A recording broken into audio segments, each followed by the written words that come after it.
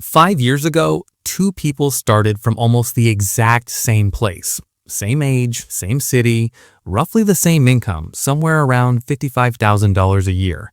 Same student loans, same rent, same starting line.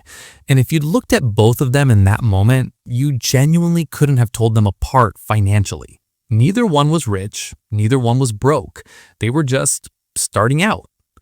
Today, one of them has $87,000 in an investment account, zero high-interest debt, a growing side income, and for the first time in their adult life, they don't feel anxious when they check their bank account. The other one has $1,200 in savings, $14,000 in credit card debt, a car payment they can't really afford, and a creeping sense that somehow 5 years passed and nothing got better. Same starting line, completely different destinations. And here's the uncomfortable part. The difference between them was not talent. It was not luck. It was not income. It was not connections or family money, or any of the things we tell ourselves explain why some people get ahead and others don't. The difference was a series of small, specific decisions made consistently over 60 months that compounded, the way everything financial compounds, into two completely different lives. That's what this video is about. My name is Smith, and I spend way too much time thinking about how ordinary 5-year windows either build the foundation of real financial freedom or quietly cement the patterns that keep people financially stuck for decades. If you're someone who looks at the last few years of your financial life and feels like you should have more to show for the time and effort you've put in, hit subscribe and give this video a thumbs up, because today we're mapping both paths exactly, specifically in terms of the decisions that define them, so you can see clearly which one you're on and what it actually takes to change course. Let's start with year one, because year one is where everything gets decided, even though it feels like nothing important is happening yet. Here's the thing about year one of any financial journey. It feels low stakes. You're just starting out. The numbers are small, the habits are forming, but they don't feel like habits yet. They just feel like choices. And that feeling, that sense that these are just casual, reversible, not yet serious choices is exactly what makes year one so dangerous for the broke path and so powerful for the rich path. The person on the rich path in year one does a few things that feel almost boring to describe. They set up a direct deposit split so that $200 per month goes automatically into a separate high-yield savings account before it ever touches their checking account. They contribute enough to their employer's 401k to capture the full employer match, which, if their employer matches 4%, means they're getting an immediate 100% return on that portion. They build a $1,000 cash buffer and treat it as completely untouchable. And they spend year one getting honest about where their money is actually going, not with a complicated spreadsheet, just a simple monthly habit of looking at their statements and naming what they see. None of that is exciting. None of that feels like getting rich. And that's precisely the point. The person on the broke path in year one does something that feels much more natural and genuinely more enjoyable in the short term. They get their first real paycheck and they use it to upgrade their life. New car, financed, nicer apartment, slightly more than they probably should spend, better phone, better wardrobe, better everything. And the logic is completely understandable. They worked hard to get here. They deserve to enjoy the income they earned. Why scrimp now when there will be plenty of time to save later? Here's what most people don't realize about that logic. Later is a moving target that never arrives. The neuroscience of financial behavior is unambiguous on this. The human brain systematically and predictably underweights future costs and benefits relative to present ones. This is called hyperbolic discounting, and it is not a character flaw. It is a deeply wired cognitive bias. Your brain genuinely experiences a dollar today as more valuable than a dollar next year, and the further away that future dollar is, the less your brain values it. Which means when you tell yourself you'll start saving seriously next year, your brain has already decided that next year's savings are worth less than this year's spending, every year, indefinitely, unless you interrupt the pattern with structure rather than willpower. By the end of year one, the rich path person has approximately $3,400 across their savings and investment accounts. The broke path person has approximately $400. That $3,000 gap doesn't feel significant yet, but it's not about the $3,000. It's about what got set, the defaults, the patterns, the neural pathways that are quietly becoming identity.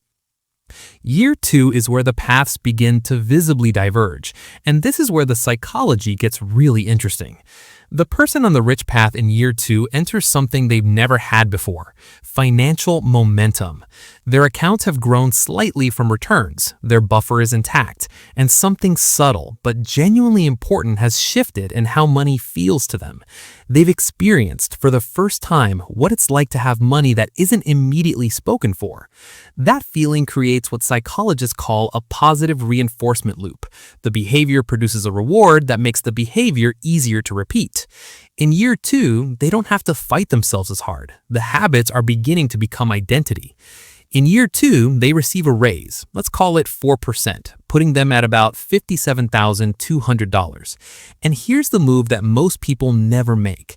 Instead of letting the raise get absorbed by a proportionally upgraded lifestyle, they redirect 50% of the net increase into their investment account and allow their lifestyle to grow only with the other 50%.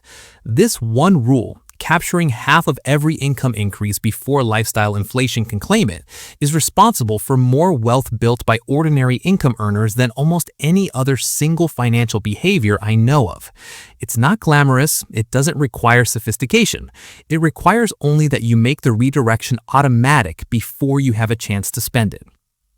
The person on the broke path in year two is dealing with consequences.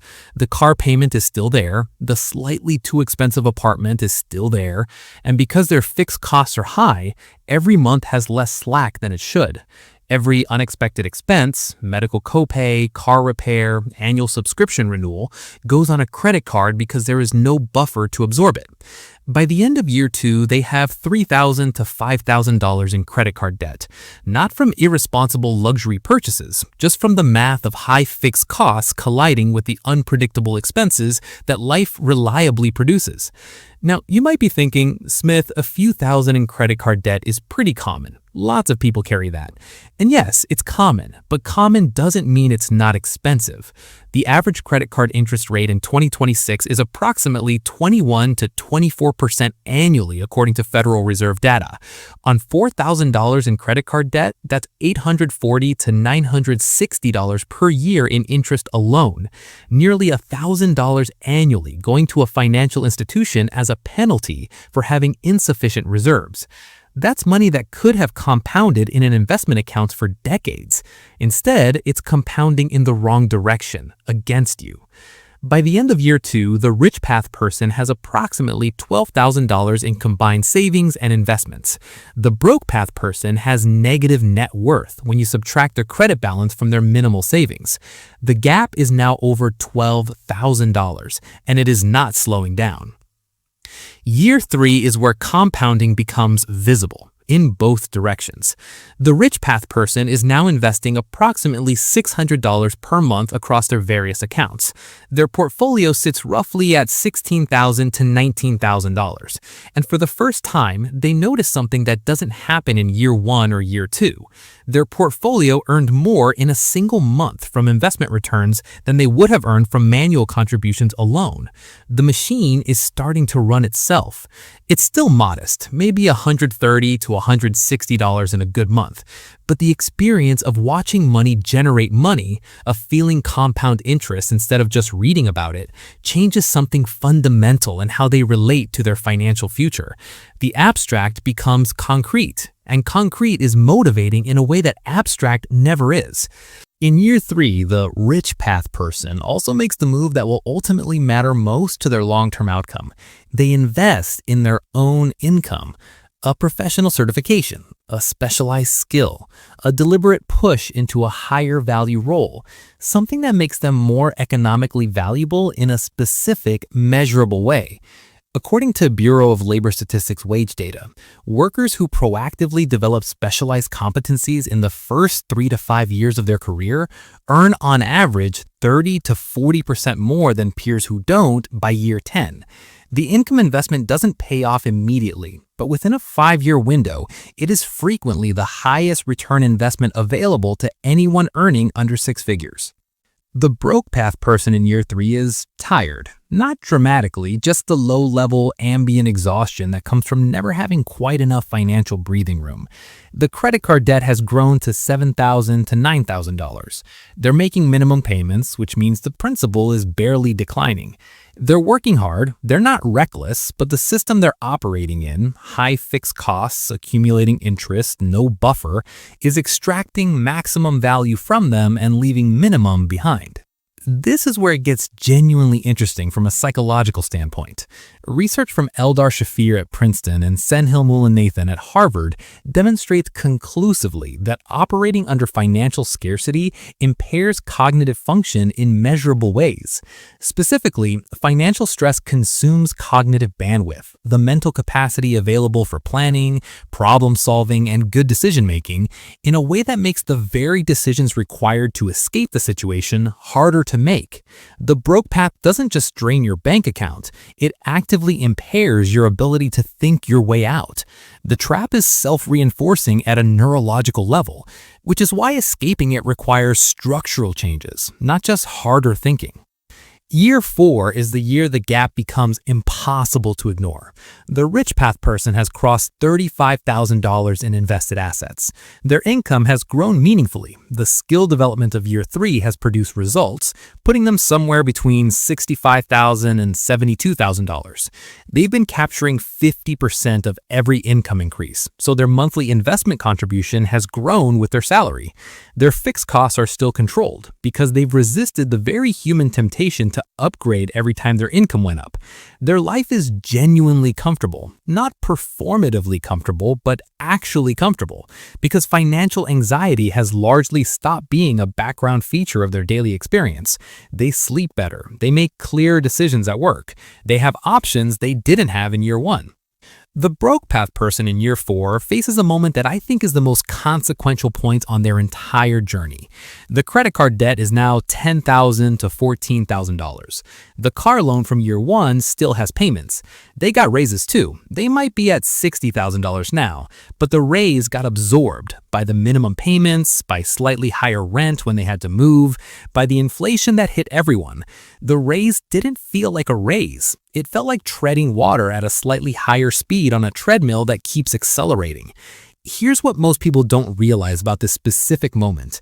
Year 4 of the broke path is the most dangerous point on the entire journey, and not for the reason you'd expect. Not because the situation is the worst it will ever be, it might get worse, but because this is when people make one of 2 choices. They get genuinely clear-eyed and begin the uncomfortable, slow, real work of reversing course, or they decide the situation is too far gone to fix gradually, and they start looking for something dramatic, a business idea that doesn't require capital or time, a high-risk investment that promises to close the gap fast, something that will fix in 6 months what gradual decisions left unaddressed for 4 years. And that second choice, the dramatic solution to a slow-building problem, is where the broke path compounds catastrophically, because dramatic financial solutions are almost always high-risk, and high-risk solutions at year 4 of a broke path frequently result in losing what little remained and arriving at year 5 in a materially worse position than year 4. Year 5 is where both paths arrive, and I want to give you the real numbers because real numbers are more useful than comfortable approximations. The person who followed the rich path consistently, not perfectly, but consistently, over 5 years starting at $55,000, has approximately $75,000 to $90,000 in combined savings and investment accounts. Their income has grown to $65,000 to $72,000 through deliberate development and negotiation. They carry no high-interest debt. Their monthly expenses are controlled and stable, and their portfolio is now generating somewhere between $4,500 and $6,000 per year in returns just from existing. That's $375 to $500 per month that their money is earning without them doing anything. They are not financially free, but they can feel the trajectory. They have options, career options, life options, risk-taking options that simply aren't available to someone whose monthly cash flow is entirely committed to obligations. The broke path person at year 5 has, if the pattern held without a dramatic year 4 intervention, approximately $1,000 to $2,500 in savings, $10,000 to $16,000 in consumer debt, and an income that has grown but has been entirely absorbed by the fixed cost structure established in year 1. Their net worth is negative, their monthly budget has almost no slack, and the 5 years that passed feel, from the inside, like they produced nothing, like they worked consistently and have nothing to show for the time. Now look, I need to say something directly to anyone who is hearing the Broke Path Year 5 description and recognizing themselves in it. That description is not a verdict. It is a current position. And current positions, even deeply entrenched ones built over 5 or 10 years, change. The question is whether you treat this moment as information or as identity, as a navigation update, or as a permanent condition. Year 6 starts today. And year 6 for someone on the broke path can be the beginning of an entirely different trajectory. Not because the math is easy, it isn't. Digging out of consumer debt while building savings simultaneously is genuinely difficult, but it is structurally possible for almost anyone with a steady income. And the people who do it aren't people with unusual willpower or extraordinary circumstances. They're people who got specific, got structural, and stopped waiting to feel ready before they started. So here's what you actually do right now, regardless of which path you've been on. The first thing is the buffer. Before debt payoff, before investment, before anything else, $1,000 in a separate account that you automate and do not touch for anything other than a genuine emergency. This interrupts the cycle where every unexpected expense becomes a credit card charge, and every credit card charge makes everything else harder. It is the structural foundation that everything else rests on. The second thing is capturing your employer match. If your employer offers a retirement account match and you are not maxing it, you are leaving a guaranteed 100% return on the matched portion sitting unclaimed. That is the single highest guaranteed return available to you before you do anything else with discretionary income.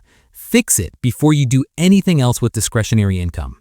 The third thing is the 50% rule on every income increase from this moment forward. Every raise, every bonus, every side income, 50% goes to wealth building before lifestyle has a chance to grow into it.